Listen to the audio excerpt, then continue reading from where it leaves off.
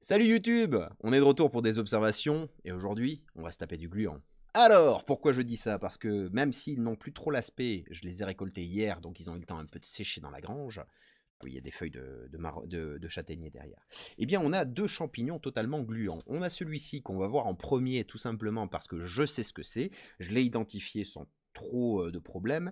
Et il me semble assez intéressant parce qu'il y a quelque temps, on a parlé des amanites. Et les amanites, on avait vu que pour les identifier, il y a une volve autour du pied. Eh bien, regardez, celui-ci, il a aussi, ah ouais, je me suis, mon doigt est blessé. Celui-ci a aussi l'équivalent d'une volve. Alors une volve, c'est quoi? C'est une structure qui va venir entourer en fait le pied du champignon et qui se détache au fur et à mesure que le champignon va grossir. Et bien sur ce champignon là, on a aussi les restes d'une volve qu'on voit là. On va aller la regarder un petit peu plus en détail en zoomant dessus. On a des caractéristiques assez simples, donc chapeau avec des lamelles en dessous, un chapeau un peu grisâtre et surtout gluant. Et ces quelques caractéristiques m'ont suffi à l'identifier. Je vous le dis, ce n'est pas du spoil, c'est une... Je ne triche pas, je ne regarde pas du tout mon guide. C'est une volvaire visqueuse, appelée aussi volvaire gluante. Alors, je n'ai pas trouvé de petite vidéo des chemins de la nature qui nous présenterait ce champignon. Vous savez comme on aime aller chez les chemins de la nature. Mais par contre, j'ai trouvé quelques ressources qu'on va aller voir immédiatement. Et ensuite, on passera à l'observation. On va essayer d'aller un peu vite ce matin, d'essayer de faire en une demi-heure ce qu'on fait d'habitude en 1 heure sur un champignon. Et ensuite, qu'est-ce qu'on fera? Bah tiens, toi, je te mets de côté. Ah, j'espère que tu vas pas te casser. Ensuite, qu'est-ce qu'on fera? Bah, on ira sur le deuxième champignon. Alors, bizarrement, tous ceux que vous voyez là, c'est la même espèce, mais à des stades différents. C'est un saprophyte, parce qu'il pousse sur, je l'ai trouvé sur une souche d'arbre, et en gros, ça, c'est quand il est un peu jeune, et ça, c'est quand il est un peu plus vieux. Donc, on voit qu'il y a une évolution de la couleur. Par contre, c'était aussi un gluant. Bon, là, il est un peu séché, mais il reste un petit film sur les doigts, mine de rien. Et par contre, lui, je n'ai aucune idée de ce que c'est, et j'ai même galéré pour entrer dans le guide. Donc, le guide qu'on utilise, toujours le guide des champignons français Europe. Bon, c'est flou, mais vous voyez l'idée. L'Orcane, faire en une demi-heure ce qu'on fait en 1 heure. Oui, c'est la méthode Toyota. Vous connaissez la méthode Toyota? Faire avec 2 ce qu'on faisait avec 3. Je vous laisse réfléchir là-dessus. Ah oui, bienvenue dans un stream capitaliste. Aujourd'hui, on est sur l'efficacité. Donc voilà un petit peu le programme. Immédiatement, direction la Volvaire. Ah, ça fait beaucoup ça. Attendez. Paf. Bon, la revue de presse, on était là. Mais la Volvaire, est-ce qu'on se mettrait pas un petit peu de musique à l'arrière? Un petit peu de chill. Oui, c'est très à l'arrière, ça. Bravo. Bravo, bravo. La cam, petit réglage, parce que la lumière a changé. Donc forcément, le fond d'écran pète un câble. C'est quoi ça? Ah oui, c'est une feuille de marronnier, d'accord. Et du coup, avec l'incrustation sur le verre, ben, y a du mal. Bon, bref, on verra ça après. Alors, qu'est-ce que j'ai trouvé sur... Ah, pourquoi les plantes paniquent quand il pleut? Bah ça, on le verra la prochaine fois. Oh, tout ça, on le verra la prochaine fois, malheureusement. Oh là là, tellement de choses qu'on n'a pas eu le temps de voir. Alors, Volvaire gluante, on va commencer avec, évidemment, petites informations Wikipédia. La méthode Toyota, finir sur le toit. Ah, je la connaissais pas, celle-là, l'Orcane. Oh non, j'ai une Toyota, j'en suis très content. Ne critiquez pas ma voiture. Donc la Volvaire gluante, alias Volvariella gloiocephala, est un champignon basidiomycète de la famille des Pluteaceae. Alors qu'est-ce que c'est une Pluteaceae? Aucune idée. Famille de champignons, c'est proche des agarics. Donc les agarics, pour vous faire une idée, c'est le champignon de Paris. Champignons saprophytes. Ah bon? Essentiellement des champignons saprophytes, oui, mais pas celui qu'on est en train de voir. De taille petite à moyenne, des lames libres, une sporée plutôt rose, et ça on va le voir, il y a une légère coloration rose sur les lames en dessous du chapeau. Contrairement aux Antholomataceae, n'est-ce pas? Et contrairement aux Amanitacées. Ah, voilà, comment différencier déjà une volvaire d'une amanite. L'amanite, elle va avoir une sporée blanche, donc des lames qui sont blanches, en théorie, en dessous. La volvaire, elle a des lames qui sont blanches au début, mais qui vont vers le rose par la suite. Et Natokino qui dit c'est pas dans un étui à contrebasse plutôt. Je l'ai pas. Ah Nato, je suis désolé, je l'ai loupé. J'ai loupé la ref. J'ai loupé la ref. Je vous en prie, expliquez-moi. Expliquez-moi la blague. Moi voilà, je rigole que si on m'explique la blague. Non, je vois pas la référence à quoi. Ah, c'est horrible.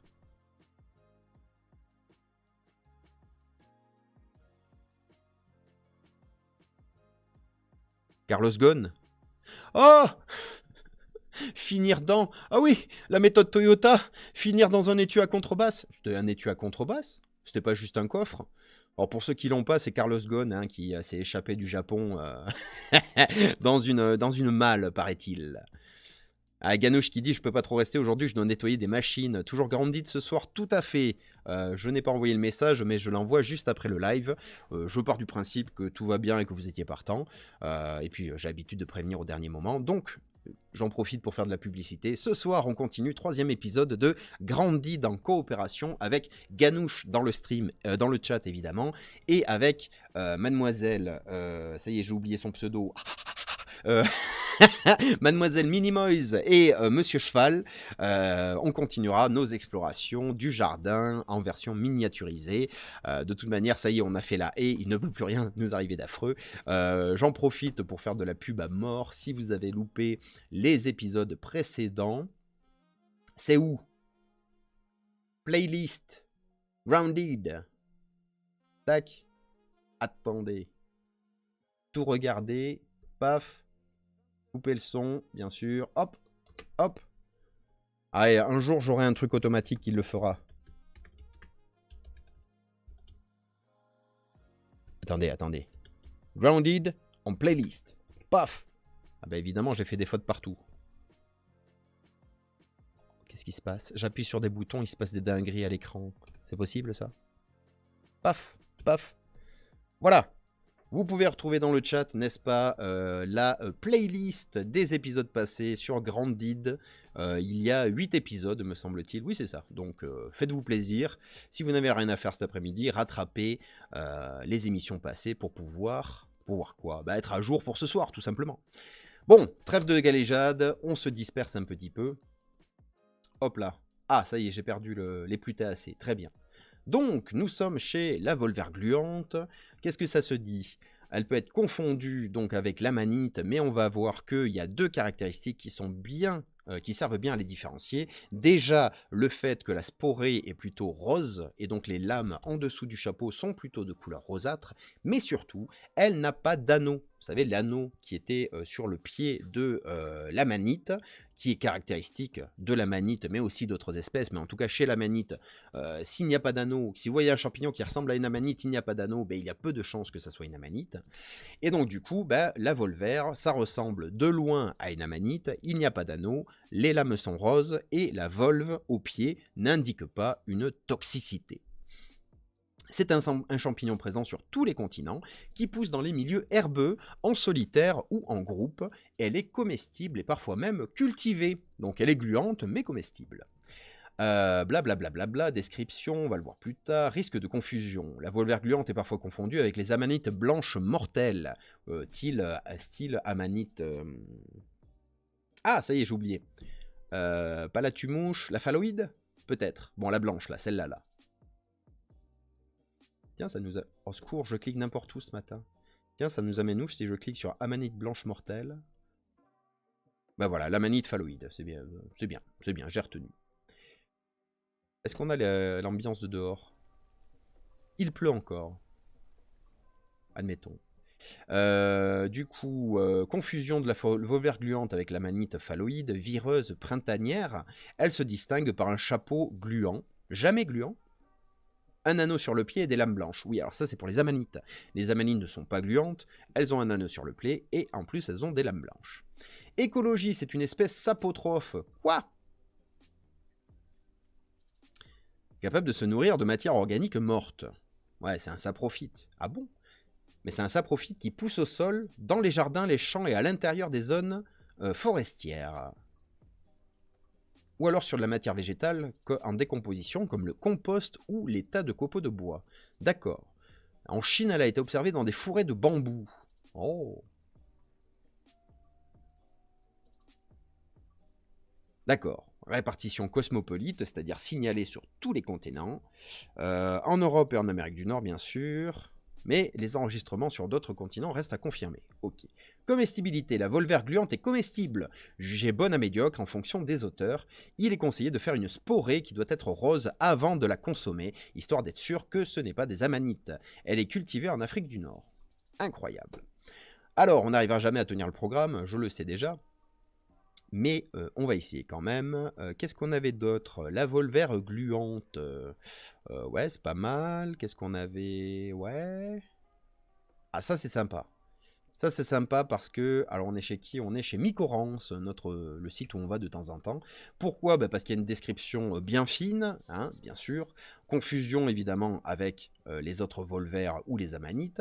Mais surtout, il y a les photos. Donc, photo de la volvère jeune, photo de la volvère qui est un petit peu plus vieille. Ah, d'ailleurs, c'est une volvère, ça aussi, en bas à droite? Bon, admettons. Et bien, comme bien souvent, la métamorphose de l'état juvénile à pleine maturité modifie profondément l'aspect. Ouais, c'est le cas chez beaucoup de champignons, me direz-vous. Qu'est-ce que j'avais sélectionné d'autre? Ah, ben voilà, champive. Hop là, champive.pageperso-orange.freux, bon, pas l'adresse la plus simple du monde, mais un très bon résumé de Monsieur Yves, du coup, on va l'appeler comme ça, hein, sur Volvo, Pluteus, Gliocephalus, volvère gluante ou visqueuse. Encore une fois, des photos à l'appui, une petite description, mais surtout, qu'est-ce que ça dit? Ah oui, mais surtout, oui, ce petit tableau. Donc ce petit tableau qui nous résume, première colonne, volvère, amanite et amanite. Alors il doit y avoir amanita et amanitopsis, je ne vois pas bien la différence, mais je fais confiance aux spécialistes. Ça nous dit les différents critères, donc est-ce qu'il y a une volve, un anneau, les lames et la sporée. Et donc là vous avez résumé sous un tableau en fait les différents critères qui vont vous permettre d'identifier sans coup frémir, expression qui n'existe peut-être pas, les volvères des amanites. Donc volvère, comme on l'a dit, et je sais qu'on ne fait que se répéter, hein, il y a une volve, hein, d'où son nom de volvère, ceci expliquant cela, il n'y a pas d'anneau, des lames blanches qui deviennent rose à rouge, et ensuite, et une sporée qui est rosâtre. Alors qu'on voit que chez les amanites, on a volve, anneau, blanche, blanche, volve, pas d'anneau, blanche, blanche. Donc, pour avoir juste à la volvère, il faut répondre dans son tableau oui, non, blanc, rose. Et si vous avez oui, oui, blanc, blanc, ou oui, non, blanc, blanc, vous n'êtes pas sur une volvère. Bravo. Et ensuite, vous avez les critères qui sont rappelés en dessous en format écrit dans le texte avec un peu plus de détails. Mais ce tableau synthétique, déjà, c'est un bon début. L'anneau n'est pas automatique s'il y a une volve. Non. Alors en fait, la volve, tu peux considérer ça comme étant la première enveloppe qui contient tout le champignon. Quand le champignon commence à sortir, cette volve se craquelle ou explose, ou en tout cas elle est déchirée. Et l'anneau, en fait, c'est la résilience, le reste du chapeau qui au début est refermé sur lui-même, en forme de rond, et qui va se déployer. Et en fait, l'anneau, c'est le reste de la fusion du bas du chapeau avec le pied. Et quand il se déploie, forcément, il se déchire. Donc, anneau et volve, c'est pas automatique. C'est comme les antibiotiques. Allez hop, ça y est, c'est placé. Alors, observation, parce qu'on n'est pas là pour enfiler des perles quand même.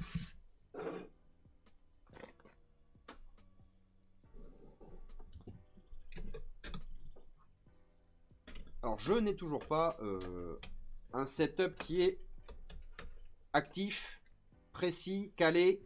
Ça ne saurait tarder, mais pas tout de suite.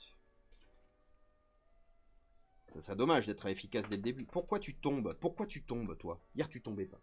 Allez, on s'en va bouger l'appareil photo de place. Oh là là, ça sent le drame. On enlève. Tac.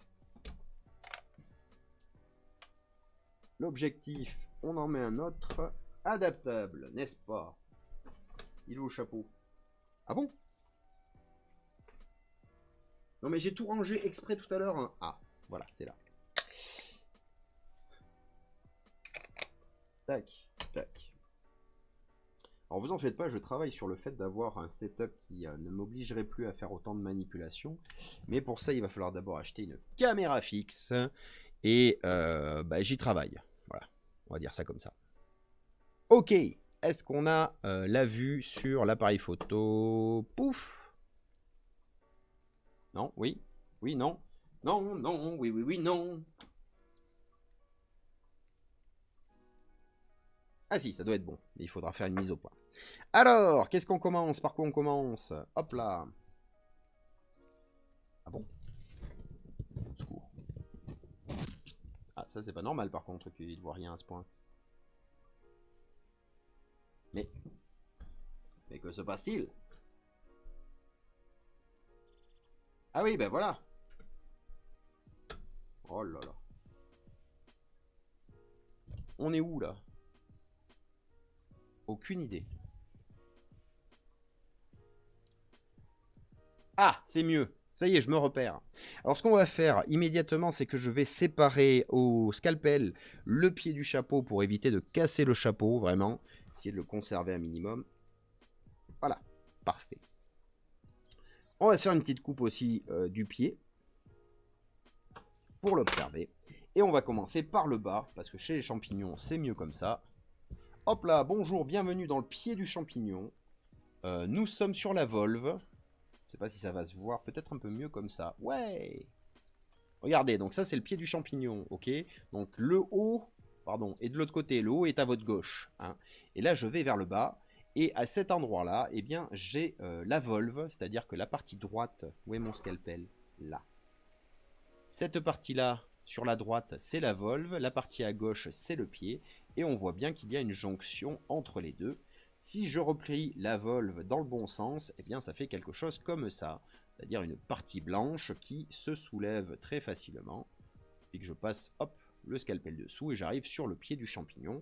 De l'autre côté, on la voit un peu moins, il y a quelques résidus de la volve, dirons-nous, c'est-à-dire que là, j'ai le pied du champignon qui est coloré, et puis à cet endroit-là, si je gratte à peine, sans couper, hein, juste gratter pour enlever la volve, eh bien ça vient tout seul.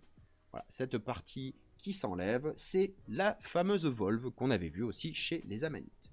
Notre pied de champignon, si je le coupe et que j'en fais une petite, une grosse tranche. Allez, bonne grosse tranche. On a un pied, pouf. Ah, mise au point. Voilà. Ça, c'est une section du pied du champignon. Donc, on a un pied qui est plein, rempli d'une chair blanche. On va aller voir immédiatement dans notre petit guide. Qu'est-ce que... Ah, j'ai perdu la page. Il a perdu la page. Il a perdu la page. Donc, on va aller voir dans le guide. Mais ça va prendre un peu plus de temps parce qu'il faut que je retrouve la page, bien sûr. Et j'ai pas mis un marque-tapage. Ça m'étonne. Si, j'avais mis un marque-tapage.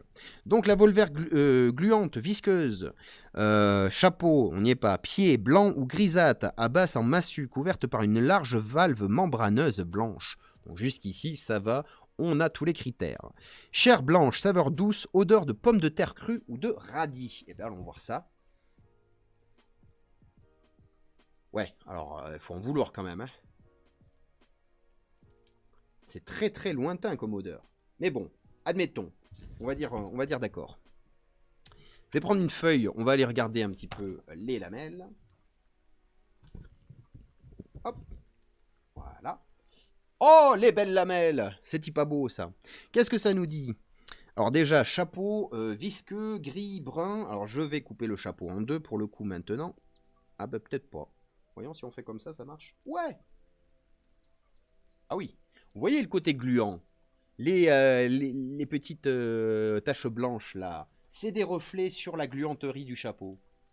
Oh là, on est dans le gluant, là on est sur le fond d'écran qui tient la route. Regardez-moi ça.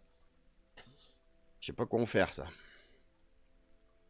Est-ce qu'on prendra ça comme une image de fond? Je ne pense pas, on ira prendre les lames plutôt.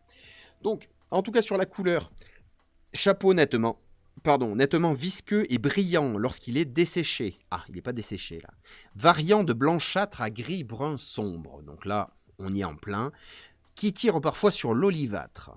Bon, là, il n'y a pas d'olive. Olive. Je vais me couper un morceau du chapeau. À peu près à moitié. Magnifique. Alors, est-ce qu'on a... Ah ouais! Là, il y a l'odeur de pomme de terre. Vous fermez les yeux, vous avez l'impression... vous sentez l'amidon. Vous voyez ce que je veux dire? Ah là, d'accord. Ah ben là, d'accord. Pour le chapeau, à nouveau. Mise au point, mise au point, mise au point... Voilà. Donc pour la couleur, surtout... Alors en gros plan, le côté grisâtre ne ressort pas des masses, mais quand on le regarde à l'œil nu, c'est vrai qu'il y a des petits reflets gris. Et sinon, ben, on est quand même sur un champignon qui est de couleur assez homogène. Voilà. Très brillant. Bien que ça fait ouais, une douzaine d'heures qu'il est à l'abri, donc il a eu le temps de se ressuyer d'une certaine manière. Si on le retourne, mais on va le retourner avec l'autre côté, on va pouvoir regarder un petit peu les lames. Et alors nos lames, elles commencent où? Allô? Je suis où? Ah, elles commencent là. Voilà. Des lames, alors vous le savez, vous commencez à le savoir, les lames, c'est les champignons. Oh, bah, il y a... y a une... Mais la bestiole! Mais la bestiole, elle rentre dans les lames! C'est scandaleux. Bon, bah, elle s'est barrée. La bestiole, elle est partie. Ah! Et qu'est-ce que... Mais il y a de la vie là-dedans. Bon, bref, restons concentrés. Du coup, les lames, c'est important de savoir comment elles viennent s'accrocher au chapeau, selon si elles sont décurrentes, donc pas attachées au chapeau, ou... C'est marrant parce que l'inverse de décurrente, ça devrait être curant, non? Mais je sais que c'est pas curant, et je sais que j'ai oublié aussi. Image, lame de champignon. Échancrée, libre, décurrente. Ah pardon, décurrente c'est quand elles sont attachées. Je me trompe en plus. Libre c'est quand elles sont détachées. Échancrée, inciné, acné, c'est tout un tas de noms pour les différents stades entre la lame qui est attachée et la lame qui est détachée. Alors que nous dit le guide? Chapeau, bien, lame libre, blanche puis rose. Très bien. Libre, pardon. Donc là, je vais essayer de le faire en direct. À peu près, ouais. On a la mise au point. Pas mal. Et en effet, quand je tire le chapeau comme ça, vous voyez que les lames ne sont pas vraiment attachées au chapeau. Et je n'ai aucun souci pour enlever le pied du champignon, tout en laissant les lames totalement intactes. Très bien. Donc on est littéralement sur le champignon de Paris. Vous savez, le champignon de Paris, vous pouvez enlever le pied, et bien le chapeau reste intact. Et là, c'est exactement ce qu'on a sous les yeux. Ah ben tiens, j'ai dérangé la petite bestiole maintenant qu'il n'y a plus le pied. Je pense que c'est une petite limace. On verra ça tout à l'heure. Et donc, tout autour de l'endroit où il y avait le pied du champignon, il nous reste un petit morceau de chapeau, mais surtout, on peut voir que la bordure de la tache des lames est très très nette. Et quand on vous dit, tiens, c'est des lames blanches qui tirent un peu sur le rose, là, avec la lumière, on voit très bien la légère coloration rosâtre que peuvent prendre les lames, qui à l'œil nu ne ressort pas aussi fort. C'est-à-dire que là, en zoomant, on voit bien que c'est du rose. À l'œil nu, on a l'impression que c'est un petit peu du brun. Mais ça marche bien. Voilà, c'est tout ce que j'avais à dire. Est-ce qu'on essaye de se couper une petite lame? Bien sûr. Ah ben oui, le chapeau colle. Ah oui, il colle sérieux.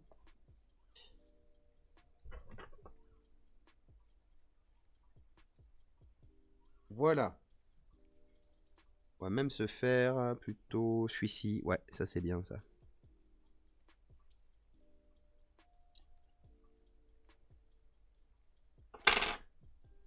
Tac, on va le mettre à plat. Et on va pouvoir aller voir la coupe. Oula, ça colle, ça colle. La coupe du champignon. Donc, on est où? On va essayer de mettre une lumière un petit peu plus comme ça.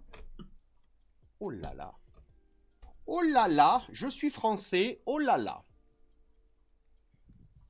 Alors, où est-ce qu'on est dans le champi? Regardez, là on est au niveau du pied que j'ai arraché et coupé. Ensuite, on arrive sur la chair du champignon. part sur la droite, on peut voir du coup les différentes lames. Alors moi, ça continue de me faire penser à des baleines à des fanons de baleines. Hein. On m'enlèvera pas cette idée. Et on voit leur insertion sur le bord du chapeau avec, évidemment, là, le corps du champignon qui ressemble bien à du mycélium, à de la mousse, à ce que vous voulez. Et au-dessus, la limite du chapeau, donc la peau extérieure du chapeau, on va dire, qui est de couleur un petit peu plus brunâtre. Pourquoi j'ai beaucoup de reflets? Ah, un peu moins de reflets là, non? Et donc on peut aller se diriger jusqu'au bout de la lame, jusqu'à l'extrémité du chapeau qui est ici. On peut se regarder une lame en entier, tant qu'à y être. Où est-ce qu'elle est? Où est-ce qu'elle est? Où l'ai-je isolée? Ah, il manque un petit coup de scalpel, voilà. Une petite pince, ça pourrait pas être du luxe aussi, histoire d'avoir un coup de main.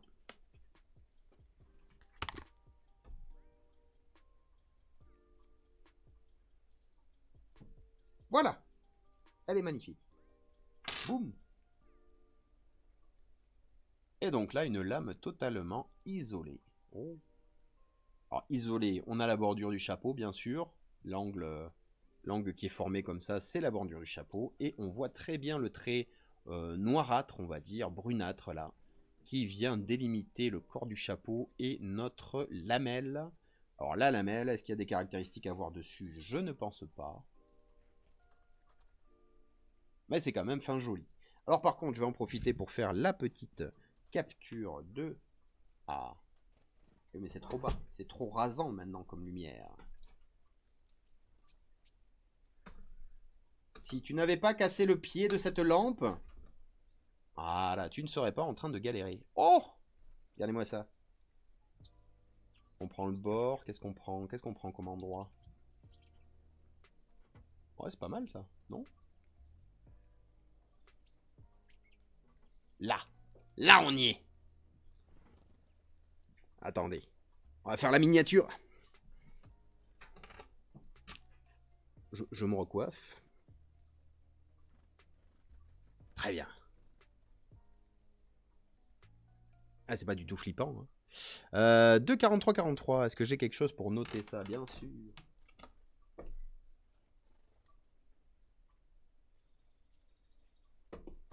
Wallay.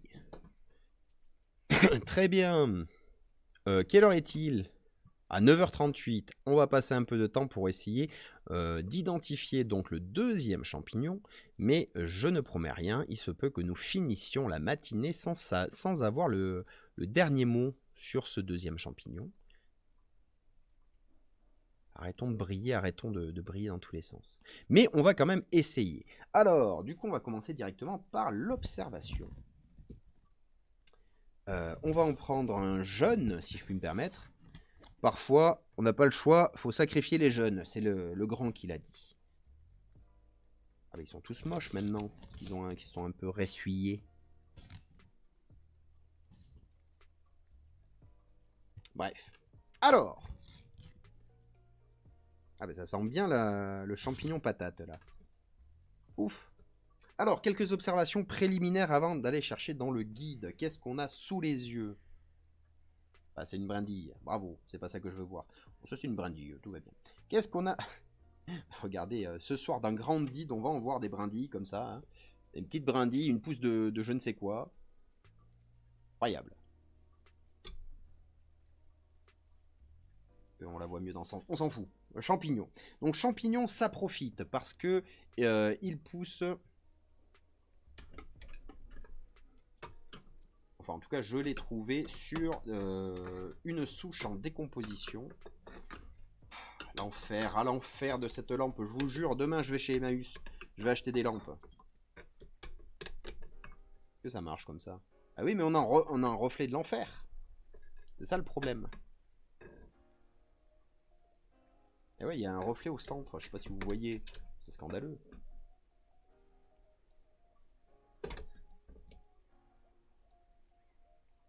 Comme ça. Ouais, c'est autre chose. C'est autre chose. Alors, le pied. Donc, champignon sans profit, ça profite. Trouvé sur une souche d'arbre. avec un pied qui est plutôt d'apparence fibreuse. D'ailleurs, si je le coupe, il est comme ça là. Ah bah tiens, parfait. Regardez, j'ai voulu faire une coupe droite et en fait on voit directement à l'intérieur, c'est-à-dire qu'il y a la moitié du pied qui est resté.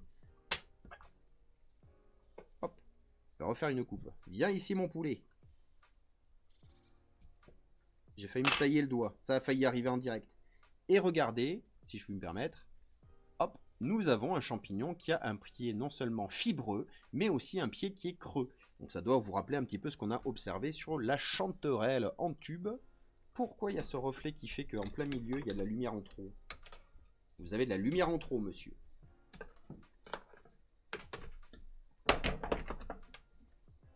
Allez, je balance tout, j'en ai marre. Ça dégage. Ah, mais il est tombé, le machin.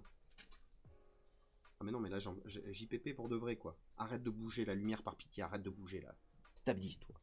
Donc, un pied qui est creux, qui est fibreux, qui nous rappelle un petit peu ce qu'on a vu. Hop là, il est où? Voilà. Qui nous rappelle un petit peu ce qu'on a vu sur la chanterelle, qui avait le pied creux aussi. On a quoi d'autre comme caractéristique? Si je regarde le chapeau, voilà, j'ai un pied donc qui arrive jusqu'au chapeau avec des lames noires. Quand je vais tirer, hop là, je vais le mettre mieux, mise au point, ouais. Quand je vais tirer dessus, ben encore une fois, la mise au point est pas terrible, petit bas. Ah mais il y a encore une bestiole, incroyable. Quand je vais tirer le pied, encore une fois, ben on voit que les lames ne sont pas attachées au pied et que j'arrive à l'enlever sans trop de difficulté. Bon, les lames se cassent, mais à un autre endroit du chapeau. Par contre, à l'endroit où j'ai enlevé le pied, essayons de le mettre en face de la lumière, ça sera mieux, tout à fait, voilà. Donc à l'endroit où j'ai enlevé le pied, on voit bien que les lames sont restées en place et sur le pied que j'ai enlevé, il n'y a pas la présence d'attache de lames. Donc qu'est-ce qu'on va dire? On va dire un champignon avec des lames libres, hein, puisqu'elles ne sont pas attachées au pied. Des lames qui sont d'une couleur très noirâtre. Voilà, là ça sera un peu mieux, un peu plus marronné. Oh c'est beau! Oh c'est beau! J'aime beaucoup. Et sur la couleur, mine de rien, le jaune là, vous voyez, si on fait une petite mise au point, est-ce que ça sort même avec cette lumière? Pas des masses, mais il y a des spécimens sur lesquels il y a une légère coloration verte qui a... Wow, il y en a qui tombent. Une légère coloration verte qui apparaît, peut-être sur des un peu plus anciens. On va voir sur celui-ci. Hop là. Ouais, non, ça sort pas des masses avec cette lumière. Ou alors c'est mes yeux qui déconnent. Mais j'ai vu de la coloration verte apparaître tout à l'heure, ou hier quand j'ai pris une photo. Bref, en tout cas, on est sur ce champignon mystérieux avec... Oh, il y a de la vie là-dedans, dites donc. Et si on essayait de zoomer à mort pour se faire plaisir, pour s'amuser un petit peu? Est-ce qu'on arriverait à observer de la vie? De la vie mobile, j'entends.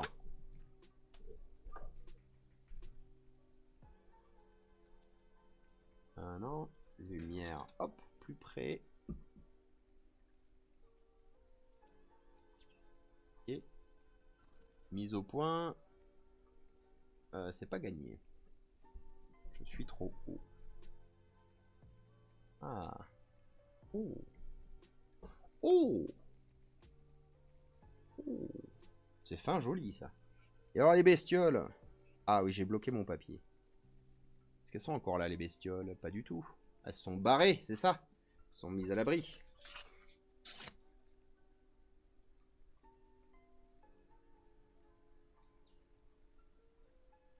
Non, j'en ai une. Un petit acarien, on dirait. Arrête de bouger, par pitié, s'il te plaît, arrête, arrête. Laisse-moi faire la mise au point. Non, viens pas vers moi. Oh, j'ai l'impression d'être en Grandide. J'ai peur d'une chose minuscule. C'est incroyable. Bon, ceci étant fait, ça me permet au moins d'avoir 2-3 caractéristiques pour aller dans le guide. Je vous propose d'avoir ce fond d'écran pendant quelques temps. Et si je prends la clé d'interprétation, enfin d'identification, c'est là qu'on va commencer à galérer. Quelle heure est-il? Il est 9h45, c'est scandaleux. Je me donne 10 minutes pour y arriver, ce qui est beaucoup trop court. Ah, il y a la petite bestiole qui passe derrière, j'adore. Attendez, on va essayer de la suivre un minimum. Hein. Elle va revenir, j'en suis sûr.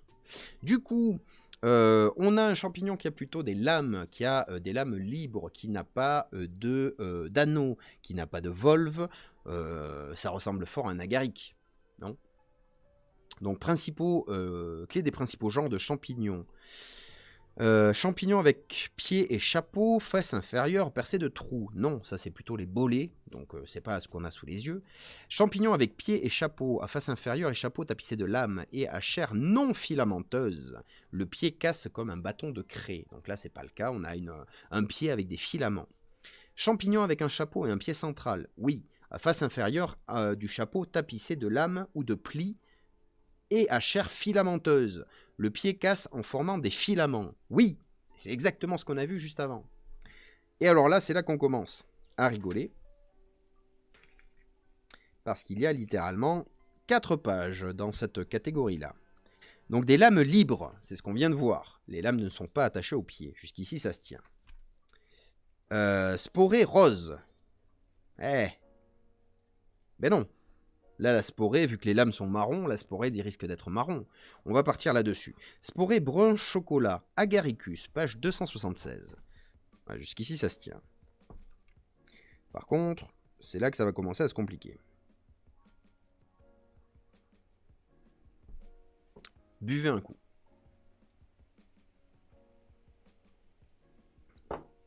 Agaricus, très bien. Chair filamenteuse, voile partiellement présent, anneau plus ou moins développé. Bon, ben là, on n'a pas d'anneau. Au moins. Sporé brun bistre à brun noirâtre. Sporolis, bon, ben ça, on ne sait pas. Tous les agarics sont saprophytes. Ah ouais. Donc ça, pour l'instant, on est sur le bon thème, j'ai envie de dire. C'est à cause de toutes ces bestioles que les champignons sont riches en protéines. Bah, je pense pas que le champignon soit très riche en protéines, mais il est indéniable que si en même temps que les champignons tu manges les larves d'insectes et les petits insectes qui sont présents dedans, bah tu as un apport, j'ai envie de dire négligeable en protéines, mais ça reste un apport. Hop, je bouge un peu tout ça. Voyons, apport protéines, champignons. Alors les champignons, moi je les avais pas en tête que 3% de protéines. Non, les champignons, ce que ça t'apporte surtout, c'est des acides animés. Ouais, des acides animés. Des acides qui font la la la la la la la la la la la. C'est des acides aminés. Aminés, ouais, c'est mieux. Donc des acides aminés, des vitamines, des oligo-éléments. Voilà, des éléments qui sont rares dans notre alimentation. Quand tu manges des champignons, t'en fais le plein. Malheureusement, les champignons, vu qu'ils ont tendance à fixer les oligo-éléments, les vitamines, les choses comme ça, ils ont aussi la capacité de fixer des métaux lourds et des polluants environnementaux. C'est pour ça que on recommande de ne pas manger plus de 200 grammes de champignons par semaine. Vous en faites ce que vous voulez. Moi, 200 grammes de champignons, c'est ce que j'appelle une omelette. Aux champignons. Donc, une omelette aux champi par semaine, c'est un peu léger. Mais bon. Du coup, j'en étais à Agaricus. Tous les agarics sont des saprophytes. Ça tombe très bien. Une centaine d'espèces en Europe. Et nombre d'entre elles sont très difficiles à identifier. Donc, je ne me lance pas dans la chose la plus simple du monde. Si j'échoue, c'est pas ma faute, hein. C'est parce que c'est eux qui sont durs à identifier. Et oui, et pour finir, tonton Manu, quand je disais 3% de protéines, c'est rien du tout, mange plutôt des orties. On a vu que c'est 40% de protéines. Il y a plus de protéines dans les orties que dans la viande. Je vous laisse réfléchir là-dessus. Allez, je vais en profiter pour faire mon aigri. Oui, parce qu'en ce moment, on cherche des solutions, vous comprenez, hein, pour faire en sorte de limiter le réchauffement climatique. Et il paraît que manger moins de viande, c'est mieux. Manger des orties, c'est gratuit, il y en a dans les jardins, et il y a plus de viande, enfin, il y a plus de protéines que dans la viande. Voilà. C'était un message à but éducatif. Chapeau coloré ou avec des mèches colorées. Alors là, on a un chapeau qui est clairement coloré, puisqu'il est... Ah mince, ah oui, non, mais... Oh, parfait, parfait, bon, mise au point et tout. Chapeau coloré, très bien. Anneau ténu, vite disparu. Non, il n'y a pas d'anneau. Anneau évident et bien formé, il n'y a pas d'anneau. Chapeau blanc ou avec des mèches blanches? Non. Eh bien, voilà, c'est foutu. Du coup, s'il n'y a pas d'anneau, c'est forcément un... autre chose qu'un agaric.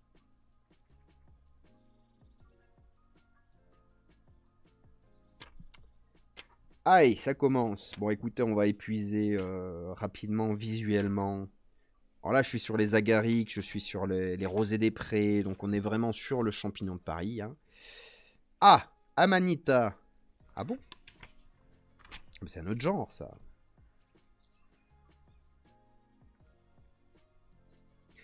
Voyons les amanites, chair filamenteuse, très bien, sporée blanche. Les amanites sont mycorhiziques, c'est-à-dire que... oui, elles font de la mycorhize avec d'autres plantes autour, et peut-être ça profite. Ouais, d'accord. D'accord, d'accord. Bon, voilà, on est dans les amanites, c'est autre chose. Bon, je reviens en arrière sur la sélection. Je vous avais dit que ça serait délicat. Donc, lame libre, si c'est pas des agaric, lame libre. Sporé branche chocolat, sporé noir, coprinus 944. Est-ce que ça serait un coprin? Tonton Manu, 40% de protéines assimilables dans les orties. Orties sèches alors? En fait, que ça soit sec ou pas, t'auras 40% de protéines. En tout cas, c'est 40% par rapport au poids sec. Ouais. Quand il y a des pourcentages comme ça, protéines, glucides, lipides, c'est toujours par rapport au poids sec. Mais t'es pas obligé de les manger sèches. C'est-à-dire, tu les cueilles, tu te fais une soupe d'ortie, t'as quand même 40% de protéines dans ce que tu manges. Voilà. Ça y est, je suis reperdu. 944, j'ai dit? Ouais.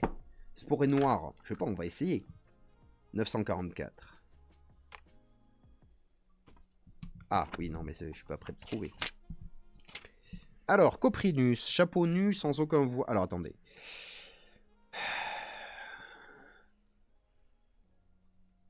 Chair filamenteuse, oui. Silhouette en doigt de gant. Ça veut dire quoi, ça?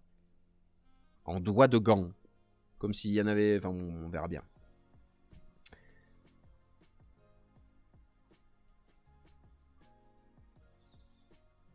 L'identification des comprins passe par l'examen très attentif de la surface du chapeau et du voile. Très bien. Chair filamenteuse, silhouette, truc. Chapeau lisse, couvert de poils.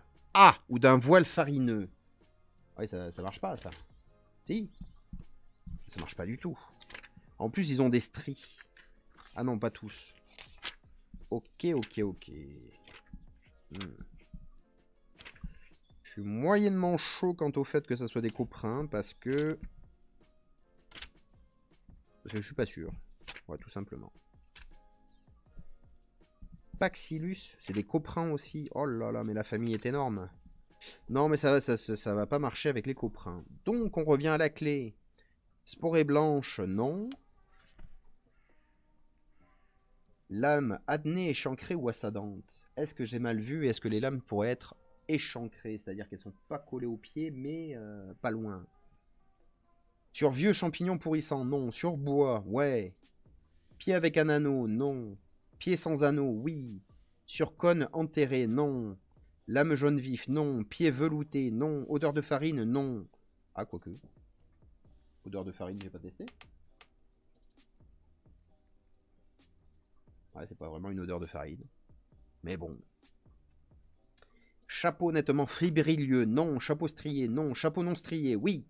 Pied coriace et à longue racine. Ah ben je ne sais pas. Ça, je verrai. Pied fin, pied épais. Ah. Pied coriace, pied fin, pied épais. Bon alors, 370. On va aller jeter un oeil quand même. Ah. Eh. Mais ils se ressemblent tous. Quoique. Quoique. Attendez, j'ai pas assez de doigts pour marquer toutes les pages. Faut que je m'en reprenne un jeune là pour me souvenir à quoi il ressemble. C'est où le jeune? Mais non, mais même les jeunes, ils sont noirs. Enfin, ils sont grisâtres en dessous, ils sont pas blanc-blanc. Pas possible ça.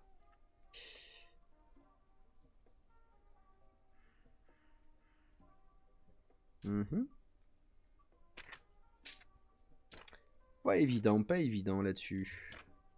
Je risque d'y passer beaucoup plus qu'un quart d'heure. Ah! Oh!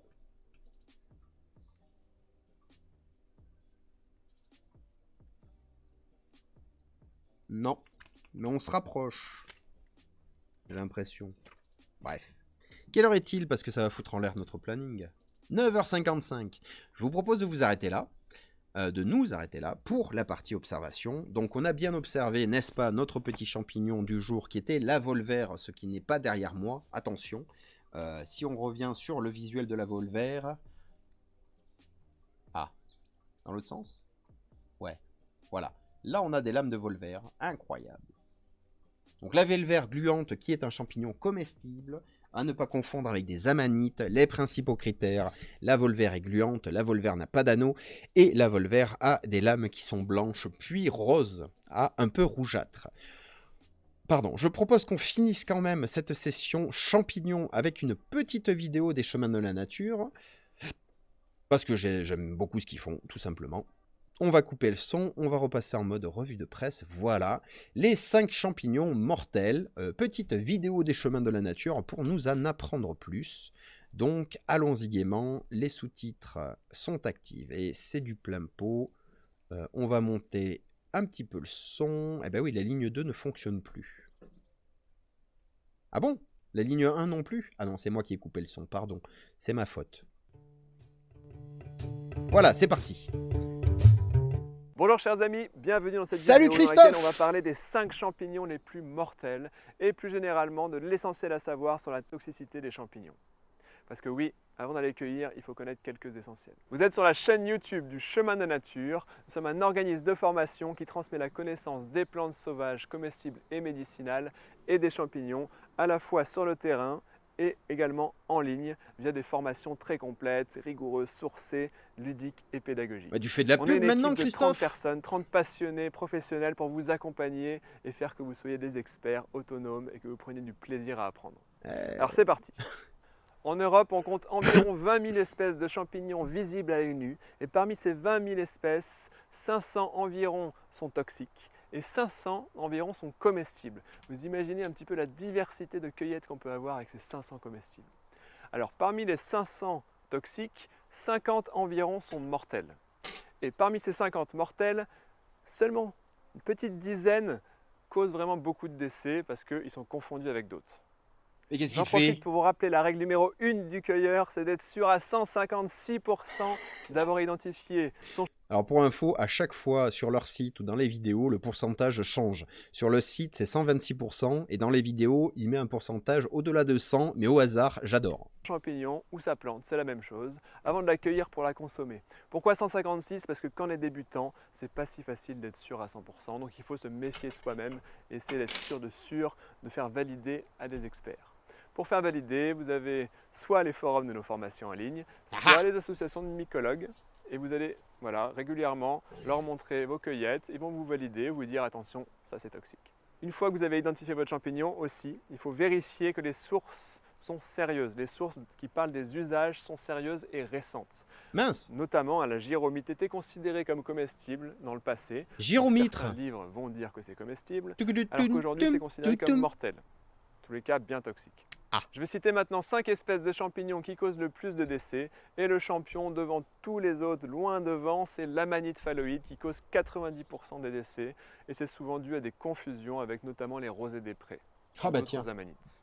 Voilà, l'amanite phalloïde, comme beaucoup d'amanites, va avoir une volve en sac au niveau du pied. D'où l'intérêt de prendre le champignon dans sa totalité. Ça, c'est encore un mythe de dire qu'il faut couper le champignon.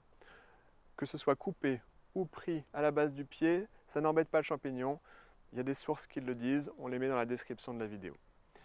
Donc vous le prenez à la base du pied. Si vous voyez la volve en sac, c'est déjà sûr que ce n'est pas un rosé des prés qui n'a pas cette volve. L'amanite a également un anneau et un chapeau, très souvent un petit peu verdâtre. Et ces lames sont blanches, alors que les rosés des prés vont avoir des lames rosées. Un autre champignon très toxique, mortel, c'est la galère marginée, qui ressemble à un autre comestible qui s'appelle la foliote changeante. Les deux poussent sur du bois, donc méfiez-vous, il faut vraiment les connaître. Attendez, attendez. C'est quoi ça? Il qui s'appelle la La... foliote changeante. Non, non, l'autre. Elle, c'est la galère marginée. La galère marginée. Ça pousse sur du bois. Ça serait pas un champignon mortel par hasard que j'ai ramassé? Oh, c'est ça? Non, c'est pas ça. Ah. Je vais éviter de me lécher les doigts au cas où. Attendez, ça... Bon, je me pencherai sur la question pour la prochaine fois. On continue. Qui ressemble à un autre comestible qui s'appelle la foliote changeante. Les deux poussent sur du bois, donc méfiez-vous. Il faut vraiment les connaître dans le détail avant de les cueillir pour les consommer. Vous pouvez noter que la marge du chapeau de la galère marginée dépasse un petit peu des lames.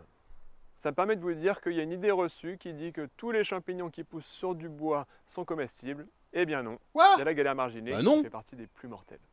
On peut citer également la lépiote de Josserand qui pourrait être confondue avec la coulmelle notamment, qui est donc du même groupe, mais qui va être plus petite. On parle des petites lépiotes. Il faut se méfier des petites lépiotes inférieures à 15 cm. Donc au-dessus de 20 cm, vous êtes tranquille, ça va être une lépiote comestible, soit la coulmelle, soit la lépiote mamelonnée, qui sont deux bonnes comestibles. Il existe des champignons qui sont toxiques crus, mais comestibles cuits. Oui. C'est le cas notamment du bol à pied rouge, un régal, et en plus c'est abondant, mais aussi de la morille ou encore de l'amanite rougissante. Ah oui. Ces champignons, il va falloir les cuire soit 30 minutes à 60 degrés, soit 15 minutes à 80 degrés, soit 3 minutes à partir de 100 degrés. Il existe également des champignons du groupe des coprins qui sont toxiques si vous les consommez avec de l'alcool. Ce n'est pas le cas, heureusement pour nous, du coprin le meilleur, le coprin chevelu, Coprinus comatus, que l'on peut consommer avec de l'alcool, mais c'est le cas du coprin noir d'encre et du coprin des coprins du groupe Micacées. Donc pour cela, pas d'alcool ni avant, ni pendant, ni après la consommation. Lorsque vous cueillez des champignons, quelques bonnes pratiques, c'est de prendre en photo le champignon du dessus, du dessous, latéralement, même dans son environnement, et de garder un individu ou deux au frigo quelques jours. Comme ça, s'il y a une intoxication, vous pourrez appeler le centre antipoison et leur montrer tout ça. Voilà, chers amis, j'espère que cette vidéo vous a plu. Je vous rappelle qu'on propose une formation en ligne très complète sur les champignons. Le lien est dans la description, donc n'hésitez pas à aller jeter un œil et à vous inscrire si ça vous intéresse. Ciao Christophe, à la prochaine. Du coup, j'étais en train de penser à quoi? J'étais en train de penser, oui, garder un champignon ou deux au frigo au cas où vous intoxiquiez, comme ça vous pouvez dire c'est lui. Mais n'oubliez pas de les jeter au bout de quelques jours, parce que sinon vous vous retrouvez comme moi avec des poches remplies de champignons au frigo et une odeur, comment dire, pour le moins désagréable. Bien, bah merci d'avoir suivi ça. Petit message à la fin, hein, c'était juste pour se détendre et rappeler qu'il faut faire attention avec les champignons. Je vais me faire 5 minutes de pause, histoire de nettoyer un peu le bureau, parce que comme à chaque fois, il y en a partout.